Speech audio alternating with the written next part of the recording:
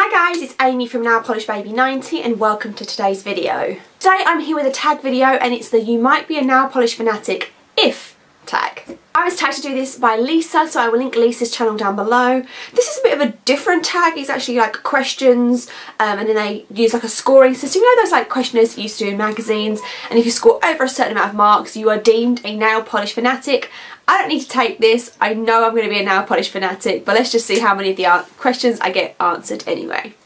Question number 1 is, you've stopped driving because the sun has caught the sparkle of your favourite holographic polish. Yes, this has happened to me before. I don't know if it was specifically holo, but I remember that there was one a little while ago that I was literally obsessed with at work one day, and every time I looked at my nails I was captivated. I think it was one with like a strong duochrome, but I can't think what it is off the top of my head. But yes, I've definitely done that. And then the sub question from that statement is, what is your all-time favourite holo? If you know me and you've watched the channel for a while, you know I hate picking favourites, so I can't pick like the favourite holo of all time. Luckily for you guys, I did a top 10 favourite holos last year, I think like November time. So I will link that down below for you and that gives you an idea of some of my favourite holos.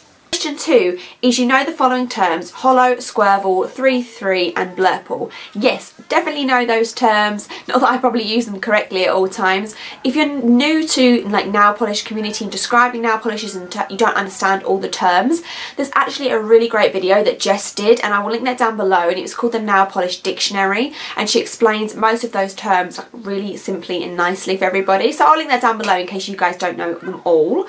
And then the sub question is, what is your favourite blurple polish? This is the one that comes to mind when I think of like my favourite indigo like purple polishes, and this is Chills and Thrills by Essie, and it's just beautiful blurple colour. It's more on the purple side of blurple than blue, but I love it. I do love this type of colour. I love colours that are in between like definitions, so not quite red, not quite orange, kind of like what I'm wearing today, not quite purple, not quite blue. I love this a lot. So this one was Chills and Thrills by Essie and that's one of my favourite blurples. Number 3 is, you've planned your vacation based on brands available there. I'm going to give myself half a point for this one because I've never planned a holiday on the premise of buying nail polish, but whenever I go anywhere I definitely look up the brands that I'll be able to pick up and then buy brands that are available to me. So and when I went to Italy I looked up some Italian brands before I went and picked up some Italian polish. That was years ago. That was right at the start of the nail polish journey. And then recently obviously I've just come back from America and Canada and I've picked up some brands that I can only get there, so I'm going to give myself half a mark for that. And it says, what countries do you own polishes from? So I have obviously English brands, I have quite a lot of European brands like Italy, and then I've had indies from other European countries, and then Australia, America, Canada. I think that's possibly it. I can't think of anything else, but they're the main countries that I've received polish from. Question 4 is, you've slept in the parking lot of Sally's Beauty because you know the 75% off clearance starts tomorrow. No, I've never done this, but I do. I don't know, I never go to a Sally's knowing when the sale's going to be. I tend to go and quite often I do get lucky, so that is good. Where do you go for the best nail polish deals? If you're in the UK online, I would say definitely Fragrance Direct. They've just updated their stocks as well and I have placed an order. They mainly do OPI, Orly and Essie, and they'll rotate through and they'll normally get quite a lot of brands and collections, maybe a year behind. Not that much different from the timing of TK Maxx. TK Maxx is another great place, or TJ Maxx or Marshall. Obviously in the US and Canada, that's a really great place that I get a lot of my discounted polishes from. I think that, and then Sally's, sometimes I get lucky, sometimes I don't, so I don't ever head there thinking I'm going to get something. It's normally a surprise if I do. Question 5 is, you don't like the colour pink but you still own 50 bottles of it. Yes, that is me. I am guilty of that one for sure. This is more of a coral. I don't like pink or red, really. They're my like least favourite colours, but I own a ton. And the other one is, have you ever purchased a polish, colour or finish and then you had no idea when you got home? I don't have an answer to this either. I'm going to say no, I've never done that. I do these days anyway think a lot more about my nail polish purchases before I do actually purchase. Back in the day when I was just starting up my channel, I was like buy, buy, buy, buy, buy. I didn't really care what they were. I just wanted to grow. Nowadays I'm really fussy, and normally if I'm in like TK Maxx and I see something I haven't heard of before, I'll sit and I'll Google it while I'm standing there for swatch photos. So I haven't really done that a lot. Number 6 is you've set an alarm to notify you 15 minutes before your indie sale goes live. I have done this, but I think only like once or twice, and normally when I do it is for non-UK indies, because the time difference I always get confused. I definitely did it for Dolish Polish once, where I remember, because that was like 12 o'clock their time, so it was 5 o'clock our time, so I remembered I wasn't 100% sure, so I put it in my phone to remind me. And then it says, what's your favourite indie brand? Again, I cannot pick that. There's so many amazing indie brands out there, and if you see an indie brand repeatedly shown in my favourites videos, that means I enjoy them and I keep buying from them. I've recently got a load of new indies to try, like I've never tried Colours by Leroux, and I've got some of those to try, so I'm always looking for more indies to try because normally they're pretty good. Number 7 is you spent more money on that bottle of nail polish than you would on lunch. Definitely done this before. I would, if I was having like a lunch out, yeah, I've definitely spent more than that. And the question then is, what is the most expensive nail polish you've ever purchased? I think the indies are the most expensive polishes I've ever purchased. I mean, some American indies are like $11, $12. I think that's probably the most. I haven't spent a ton on one individual that I can remember. Or maybe I have and I'm just blocking it out because I don't want to think about it. Number 8 is you've started a YouTube or Instagram so you can converse with others in nail speak. I would say, I guess, yes, that's part of the reason. Part of the reason for me to start my YouTube channel in the first place was to speak to people that also like nail polish. So I guess, yeah, we could say yes to that one. What is the craziest thing you've ever done to get your hands on a nail polish? Crazy. I don't know, I've rang up Sally's Beauty Supply before and asked them if they've had a polish in stock. That's not that crazy though, really.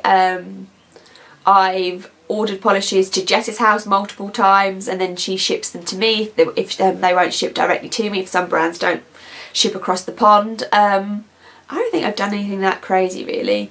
I would say probably the Sally's thing, calling them up, and then some of the Sally's near me are like an hour away, so for me that's quite a long way to drive just for a polish.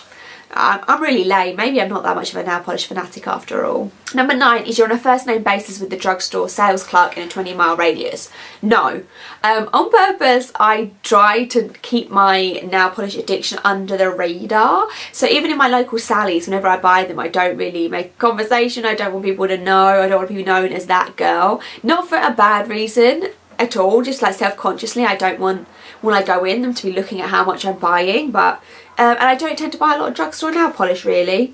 Which brand has your least favourite bottle shape and what is your least favourite bottle shape? The only one I can think of that I really didn't like and I don't actually own any of is when Super Chick Lacquer for a while had those like round like ice cream cone bottles, and I think actually, what's that brand that has those? I don't think they're cute. I think they look like they're going to take up a lot of space in storage. Basically, if they're hard to store, I don't like them. That's why the round ones to me don't look like they're going to be easy to store. Number 10 is you know the difference between cyan, cerulean and Prussian blue. Obviously, I love all the blue. What is the most unusual colour or finish that you own? When it comes to unusual, I don't think I have any unusual colours, but this is the most unusual finish that I own. And it's one of those weird OPIs that they've been coming out with recently when they're like a metallic base, but then like matte glitter in them. And this one is called Fire Escape Rendezvous. I actually really enjoyed this one. It came out from the Breakfast at Tiffany's collection, but I can understand that this is very weird and it's not for everybody. And when I think of finishes, I think this is like in between. It's not a textured, it's not a crelly. It's kind of in the middle there. Number 12 is you've moved to a bigger home for more space for your collection. No, I have not done that. I'm well within my means in my current home and I don't think I could ever. That would be a sign that the addiction has got too much. And it says, how do you store and organise? At the moment I have 2 Helmers and I need to get a third one. So I have space for a third. I think I have space for 4 Helmers in total, but I'm kind of doing it in stages. So I'm about to get my third Helmer, and I also have an acrylic nail rack that sits on the top, which is meant to be for polishes that I'm waiting to swatch. But at the moment there's a little bit of overflow still from that. Number 13 is you're planning a shopping trip with your girlfriends just so you can visit your TK Maxx. My friends, my close friends who I go shopping with a ton, they know the drill. They know I'm going to want to go through all the shops for nail polish. So I don't plan it, but it's an organic thing that does happen. What's your favourite out of town purchase? I don't know what that question means really. Out of town purchase. I mean, Sally's Beauty's not in my town, I have to drive a bit to that. And TK Maxx actually isn't in my town centre, I have to drive a bit to that. I don't know what the question means. That's going to be my answer. You've sent nail mail. Obviously, yes, I've sent nail mail. There's huge problems at the moment with getting packages out of the UK, which was a bummer, but I have and I will continue to send nail mail. Where's the furthest you've sent it to? So I've sent it mainly to America, out of the country, to America and Canada, and I've also recently sent to Sam, and she lives in Okinawa in Japan, so that's the furthest one that I've sent to.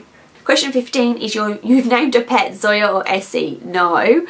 What is your what is your most favourite mainstream nail polish brand? When I first started collecting, it was China Glaze all the way, 100%. Nowadays I am a true OPI girl. I look to see what they're coming out with each collection. I really think that they could still be take some more things from indies. Like I'd like to see some more holos and maybe like Corellis from them, but on a whole they do come out with really nice collections that fit a theme well, they're named well, the formulas are normally pretty good. There's not a ton of OPI that come out that have got really crap formula, so OPI is going to be my favourite mainstream, followed by Zoya after that, but I just don't own enough Zoya for me to say they're my favourite.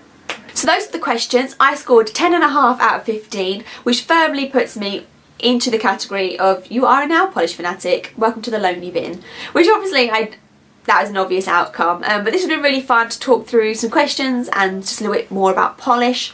I feel like I've rambled because I'm out of breath, and that is a sign that I have been rambling. So I will link all the questions down below if you want to give it a go just for yourself, if you want to do it on a channel. I'm not really sure who has and who hasn't done this by now, so if you haven't done it and you have a channel or an Instagram or a blog, do it on there and let me know. Thank you so much to Lisa for tagging me to do this video. I hope you really enjoyed it. Give me a thumbs up and subscribe, and let me know down below if you register as a nail polish fanatic.